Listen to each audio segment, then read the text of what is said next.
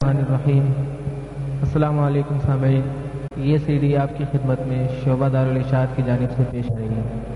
Cassette اور C D ملنے کا پتہ: دارالاشاعت، اردو بازار، کراچی، پاکستان۔ ای میل ishaq@dgcom.net.pk۔ Phone number 030022814002۔ شکریہ۔ ومن سيئات أعمالنا من يهده الله فلا مضل له ومن يضلله فلا هادي له وأشهد أن لا إله إلا الله وحده لا شريك له وأشهد أن سيدنا ونبينا ونبينا ومولانا محمدا عبده ورسوله صلى الله تعالى عليه وعلى آله وأصحابه وبارك وسلم تسليما كثيرا، أما بعد۔ بزرگان محترم اور برادران عزیز، آج محرم کی 7ویں تاریخ ہے اور اب سے 3 دن کے بعد انشاءاللہ عاشورہ کا مقدس دن آنے والا ہے۔ اس لیے آج کچھ مختصر باتیں محرم کے مہینے اور اس کے متعلق احکام سے متعلق کرنے کا ارادہ ہے۔ یوں تو اللہ تبارک و تعالی نے 12 مہینے اور 12 مہینے میں سے ہر مہینے کے 30 دن وہ سب اللہ تبارک و تعالیٰ کے پیدا کیے ہوئے ہیں، لیکن اللہ جل جلالہ نے اپنے فضل و کرم سے ان سال کے 360 دنوں میں سے بعض ایام کو کچھ خصوصی فضیلت عطا فرمائی اور اس کے کچھ مخصوص احکام رکھے۔ یہ محرم کا مہینہ بھی ایک ایسا مہینہ ہے جس کو قرآن کریم میں حرمت والا مہینہ کہا گیا ہے۔ اشہر حرم، حرمت والے مہینے۔ قرآن کریم نے بتلایا کہ 4 مہینے ہیں جن میں اللہ تعالیٰ نے حرمت رکھی ہے، ان میں سے ایک محرم کا مہینہ ہے۔ اور خاص طور پر محرم کی جو 10ویں تاریخ ہے،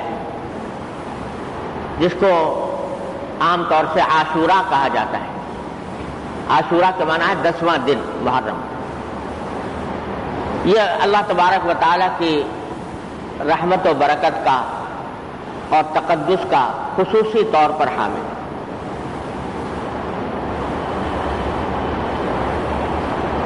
جب تک رمضان کے روزے فرض نہیں ہوئے تھے اس وقت مسلمانوں کے ذمے عاشورہ کے دن روزہ رکھنا فرض قرار دیا گیا تھا۔ شروع میں رمضان کے روزے فرض نہیں تھے لیکن عاشورہ کا روزہ فرض تھا۔ بعد میں جب رمضان کے روزے فرض ہو گئے تو عاشورہ کے روزے کی فرضیت منسوخ ہو گئی، یعنی اب عاشورہ کے دن روزہ رکھنا فرض نہیں، لیکن اس دن روزہ رکھنے کو حضور اقدس صلی اللہ علیہ وسلم نے سنت اور مستحب قرار دیا۔ اور ایک حدیث میں یہ ارشاد فرمایا کہ مجھے اللہ جل جلالہ کی رحمت سے یہ امید ہے کہ اگر کوئی شخص عاشورہ کے دن روزہ رکھے تو اس کے سال بھر کے گناہوں کا کفارہ ہو جائے۔ اتنی فضیلت عاشورہ کے روزے کی آپ نے بیان کر۔ بعض لوگ یہ سمجھتے ہیں کہ عاشورہ کے دن کی فضیلت کی وجہ یہ ہے کہ اس میں نبی کریم سرور دو عالم صلی اللہ علیہ وسلم کے مقدس نواسے حضرت حسین رضی اللہ تعالیٰ عنہ کی شہادت کا واقعہ پیش آیا، اور اس وجہ سے وہ سمجھتے ہیں کہ عاشورہ اس وجہ سے مقدس ہے، اس وجہ سے اس کی حرمت ہے۔ یہ بات صحیح نہیں۔ आशूरा का दिन खुद रसूल करीम सल्लल्लाहु अलैहि वसल्लम के अहद मुबारक में मुकद्दस दिन समझा जाता था। आपने उसके कुछ खास अहकाम अता फरमाए थे।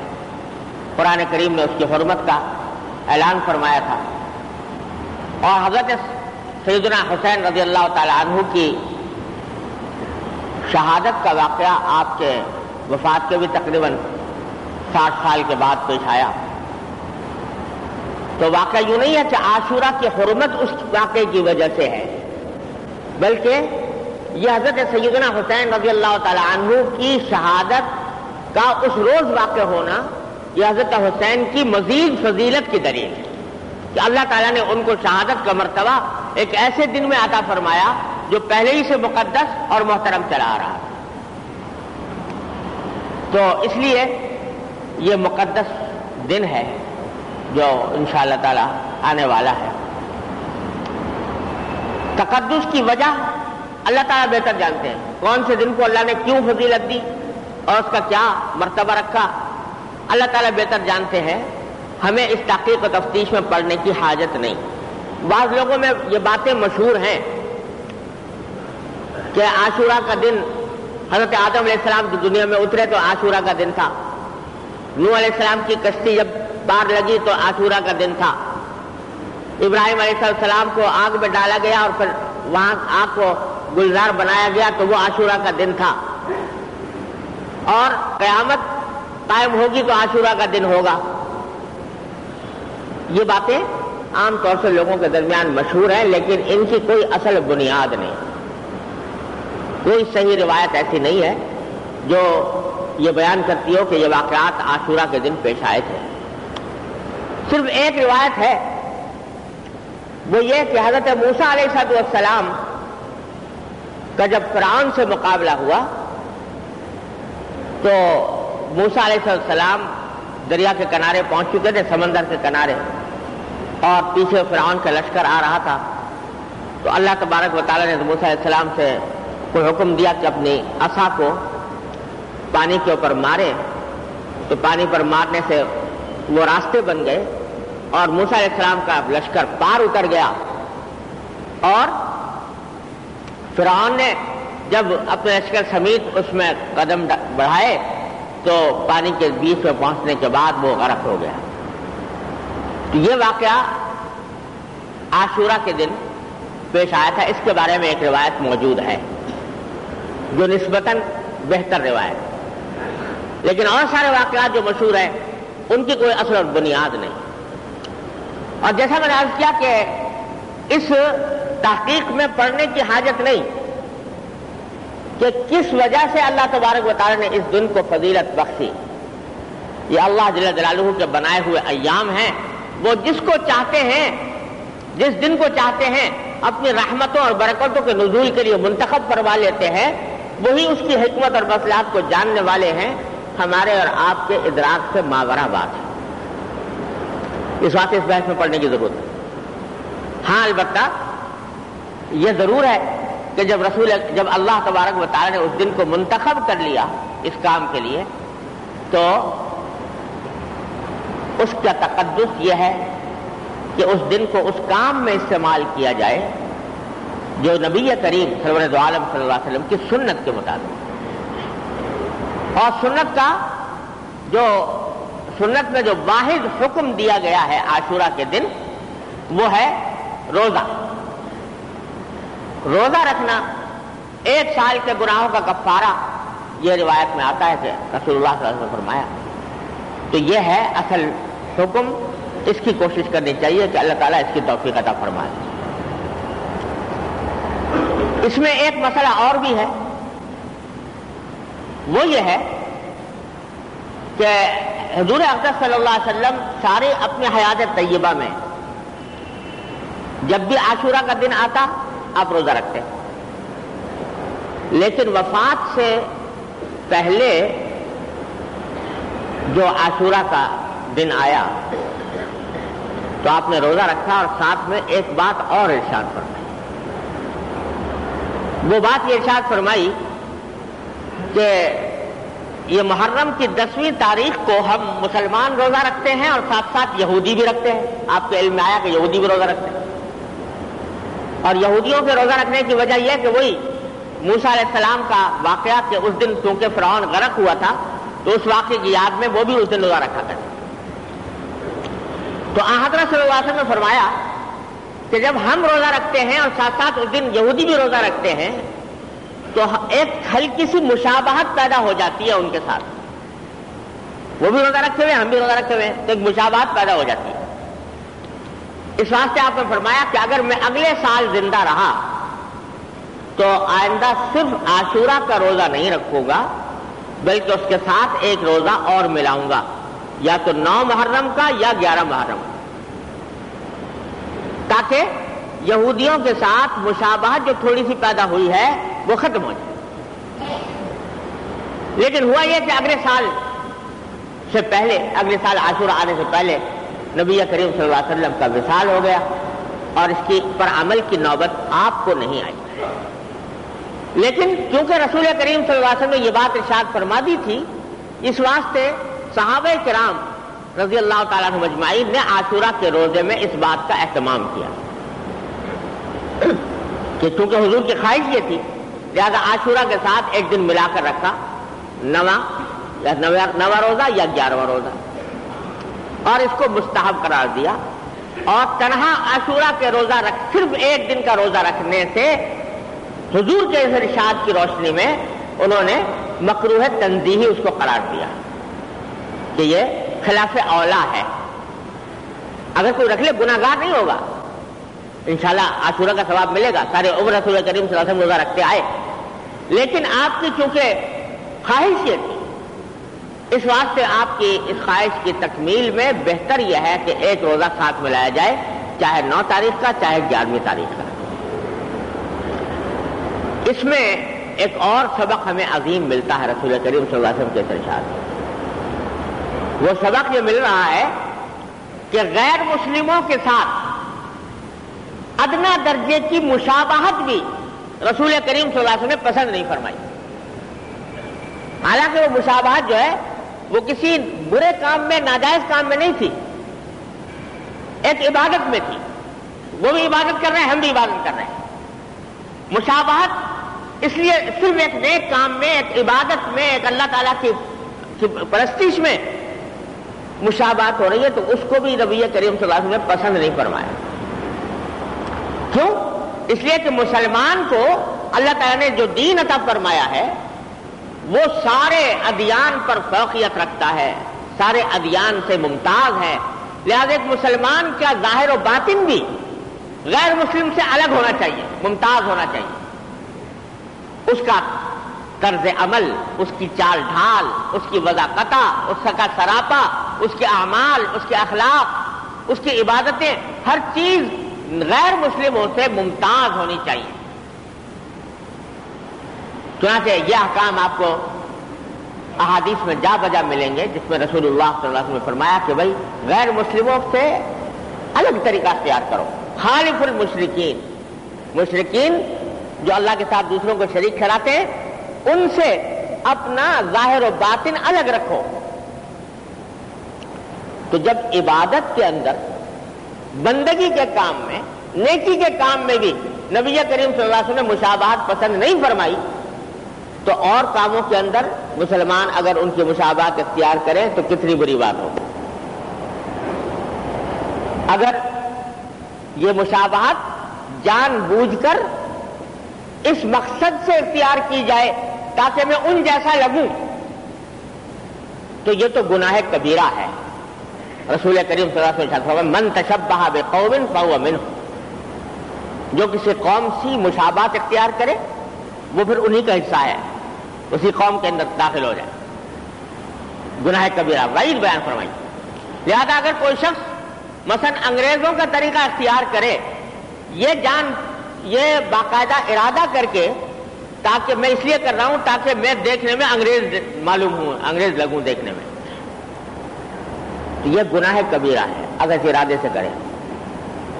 اور اگر اس ارادے سے نہ کرے، یعنی یہ دل میں یہ نیت تو نہیں ہے کہ میں ان جیسا لگوں، لیکن مشابہت اختیار کر لی تو یہ مکروہ ضرور ہے، وہ مشابہت مکروہ ضرور ہے۔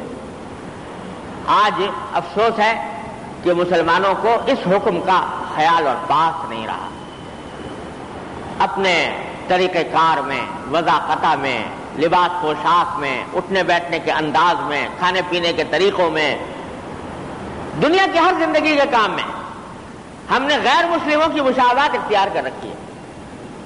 اسی طرح لباس پہنیں گے، اسی طرح اپنی زندگی کا نظام بنائیں گے، اسی طریقے سے کھائیں گے، اسی طرح پیئیں گے، اسی طرح اٹھیں گے، اسی طرح بیٹھیں گے، تمام کاموں میں انہی کی مشابہت اور نقالی کو ہم نے ایک فیشن بنا لیا۔ آپ اندازہ فرمائیے کہ رسول کریم صلی اللہ علیہ وسلم عاشورہ کے روزے میں بھی مشابہت یہودیوں کے ساتھ پسند نہیں تھی۔ تو اس سے ہمیں سبق ملتا ہے کہ اپنی زندگی کے دوسرے شعبوں کے اندر جو ہم نے نقالی اختیار کر رکھی ہے، خدا کے لیے اس کو چھوڑیں، نقالی کرو رسول کریم سرور دو عالم صلی اللہ علیہ وسلم کے طریقوں کی، صحابہ کرام کے طریقوں کی رضی اللہ تعالیٰ اجمعین، نہ ان لوگوں کی جو روز تمہاری پٹائی کرتے ہیں، جنہوں نے تمہارے اوپر ظلم و استبداد کا شکنجہ کسا ہوا ہے، جو تمہیں انسانی حقوق دینے کو تیار نہیں، ان کی نقالی کر کے آخر کیا لوگے دنیا میں بھی ذلت اور آخرت میں بھی رسوائی۔ اللہ تعالیٰ ہر مسلمان کو اسے محفوظ رکھے۔ یہ بات ضمناً آ گئی کہ رسول کریم صلی اللہ علیہ وسلم نے مشابہت سے منع فرمایا تھا عاشورہ کے روزے کے اندر۔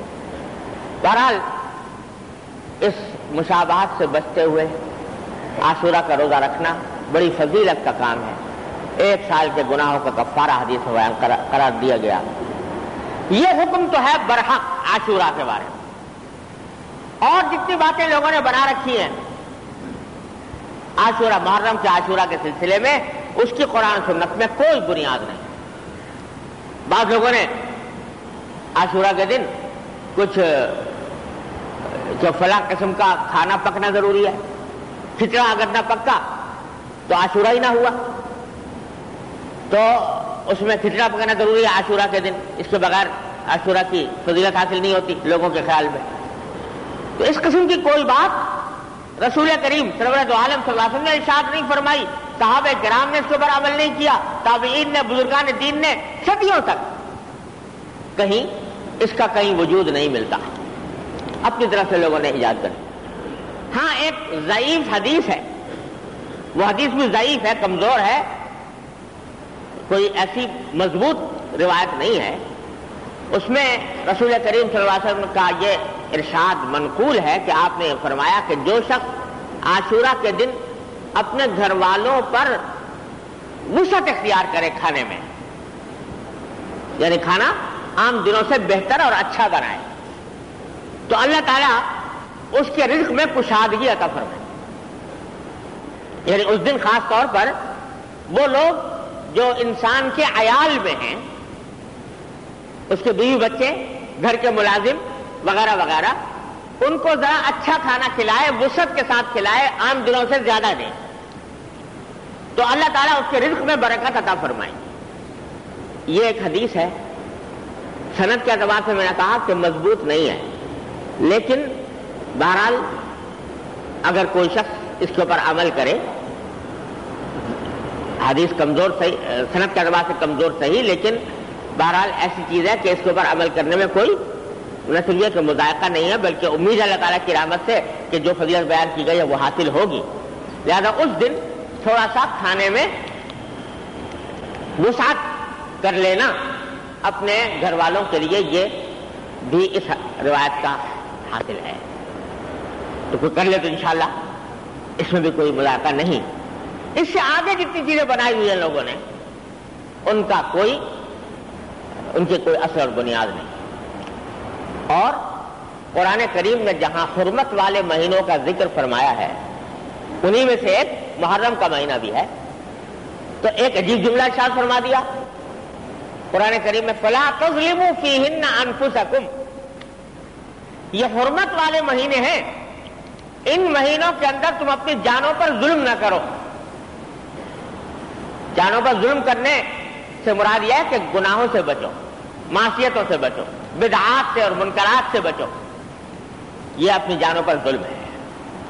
تو ایسا لگتا ہے کہ ظاہر ہے اللہ تبارک و تعالیٰ کا تو عالم الغیب ہیں، جانتے تھے کہ اس محرم کے مہینوں میں لوگ اپنی جانوں پر ظلم کریں گے، اپنی طرف سے طریقے گھڑ گھڑ کر اس کے اوپر عمل کرنا شروع کر دیں گے، تو اس کو فرمایا کہ اپنی جانوں پر ظلم نہ کرو۔ یہ جو شیعہ حضرات جو کچھ کرتے ہیں وہ تو اپنے مسلک کے مطابق کرتے ہیں، لیکن بہت سے اہل سنت حضرات کو دیکھا کہ وہ ایسی مجلسوں میں، تعزیوں میں اور ان کاموں کے اندر شریک ہو جاتے ہیں کہ جو بدعت اور منکر کی تعریف میں آتے ہیں۔ تو بھائی قرآن نے یہ کہا ہے کہ ان مہینوں کے اندر لا تظلموا فیہن انفسکم، اپنی جانوں پر ظلم نہ کرو، ان اوقات کو صرف کرو اللہ کی عبادت میں، اس کے ذکر میں، اس کے روزہ رکھنے میں، اس کی طرف رجوع کرنے میں، دعائیں کرنے میں، ان فضولیات سے اپنے آپ کو بچاؤ۔ اللہ تعالیٰ اپنے فضل و کرم سے، اپنی رحمت سے ہمیں اس مہینے کی حرمت اور عاشورہ کی حرمت اور عظمت سے فائدہ اٹھانے کی توفیق عطا فرمائے، اور اللہ تعالیٰ کی رضا کے مطابق عبادت کی توفیق عطا فرمائے۔ وآخر دعوانا الحمدللہ رب العالمین۔